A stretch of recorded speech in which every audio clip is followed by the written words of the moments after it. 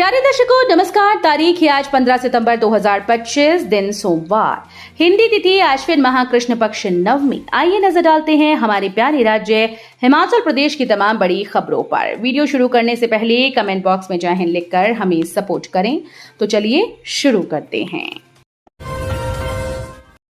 मुख्यमंत्री सुक्खू बोले, सीबीएसई पाठ्यक्रम का फैसला ऐतिहासिक, शिक्षा के लिए इस साल 9,849 करोड़। मुख्यमंत्री सुखविंदर सिंह सुक्खू ने कहा कि सरकार ने शिक्षा के क्षेत्र में परिवर्तन करते हुए सरकारी स्कूल में सीबीएसई पाठ्यक्रम शुरू करने का ऐतिहासिक निर्णय लिया है। ये पहल सरकारी संस्थानों में शिक्षा ग्रहण कर रहे छात्रों का सर्वांगीण विकास सुनिश्चित करते हुए उन्हें भविष्य की प्रतिस्पर्धाओं और चुनौतियों के लिए तैयार करेगी। सीबीएसई पाठ्यक्रम का निर्णय चिंतन और विशेषज्ञों से हर पहलू पर गंभीरता से विचार विमर्श कर लिया गया है। सरकार हिमाचल के हर बच्चे को आधुनिक और गुणवत्तापूर्ण शिक्षा सुनिश्चित करने के संकल्प के साथ नवीन योजनाएं लागू कर रही है। इस वित्त वर्ष में शिक्षा क्षेत्र के लिए 9,849 करोड़ रुपए का बजट प्रावधान किया गया।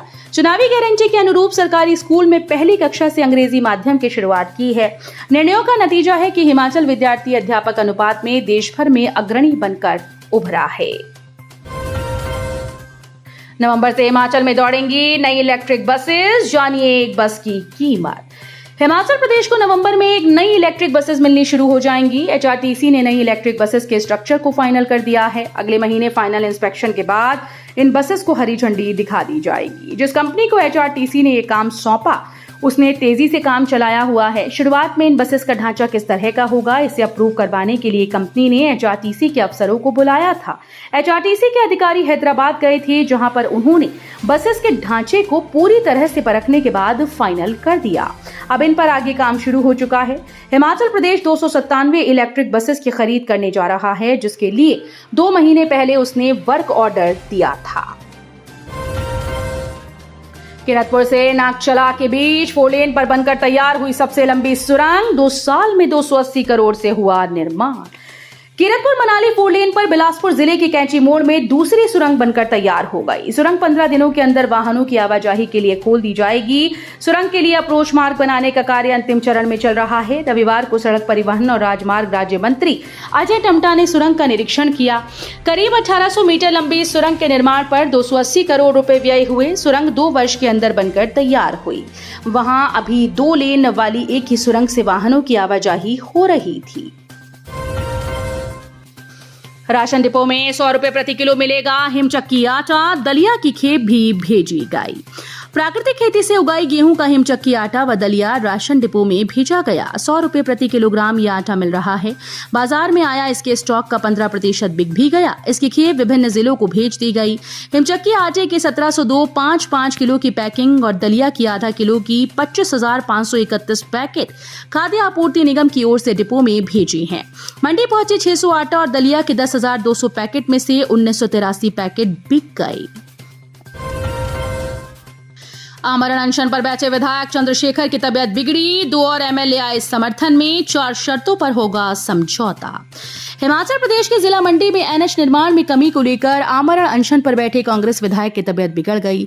राष्ट्रीय राजमार्ग जालंधर हमीरपुर धर्मपुर मंडी मनाली के निर्माण में लगी कंपनीज के खिलाफ धर्मपुर के विधायक चंद्रशेखर का आमरण अनशन रविवार को 7वें दिन में प्रवेश कर गया। विधायक के स्वास्थ्य में लगातार गिरावट आ रही है। बताया जा रहा है कि विधायक का शुगर लेवल कम हो गया। डॉक्टर ने उनके स्वास्थ्य की जांच की। रविवार को भोरंज के विधायक सुरेश कुमार और सुजानपुर के विधायक कैप्टन रणजीत सिंह भी उनके समर्थन में आए। हिमाचल में शुरू होगा पैराग्लाइडिंग का रोमांच, ट्रैकिंग के शौकीनों को करना होगा इंतजार। वाटर स्पोर्ट्स पर भी फैसला जल्द। हिमाचल प्रदेश में 16 सितंबर से मानव परिंदे उड़ेंगे, जबकि जल क्रीड़ा, लुत्फ और पहाड़ों की सैर के लिए अभी पर्यटकों को इंतजार करना होगा। बरसात की शुरुआत के साथ ही पैराग्लाइडिंग गतिविधियों के साथ साथ ट्रैकिंग और जल क्रीड़ा पर प्रतिबंध लगा दिया था।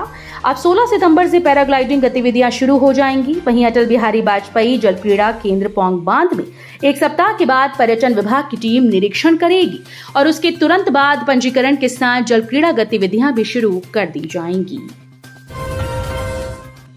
विमल की मौत मामले में एएसआई पंकज गिरफ्तार, आखिर किसके कहने पर की थी सबूतों से छेड़छाड़, पत्नी ने भी दी प्रतिक्रिया। हिमाचल प्रदेश राज्य ऊर्जा निगम के मुख्य अभियंता विमल नेगी मौत मामले में सीबीआई ने पहली गिरफ्तारी की। इस मामले में सबूतों से छेड़छाड़ करने के आरोप में निलंबित शिमला पुलिस के एएसआई पंकज को उनके गांव बिलासपुर से गिरफ्तार किया गया। उसे सोमवार को सीबीआई अदालत शिमला में पेश किया जाएगा। सीबीआई की दिल्ली से 10 सदस्यीय टीम आई जिसने सारी प्रक्रिया की है। इस मामले को लेकर जल्द और गिरफ्तारियां हो सकती हैं। शिमला में स्कूल गई लड़की नहीं लौटी घर। गगरेट में किताबें लेने गई युवती लापता। 3 युवकों से थी दोस्ती। हिमाचल प्रदेश के जिला शिमला और ऊना से 2 लड़कियां रहस्यमयी परिस्थितियों में गायब हो गईं। जिला शिमला के कुप्पी उपमंडल में एक नाबालिग लड़की लापता हुई। लड़की घर से स्कूल के लिए अपनी बहन के साथ परीक्षा देने के लिए गई थी। परीक्षा के बाद शाम को उसकी बहन तो घर लौट गई लेकिन दूसरी लड़की नहीं लौटी। इस पर घर वालों ने उसकी सब जगह तलाश की लेकिन कुछ पता नहीं चला। ऐसे में लड़की के पिता की ओर से कुप्पी उपमंडल में मामला दर्ज करवाया गया।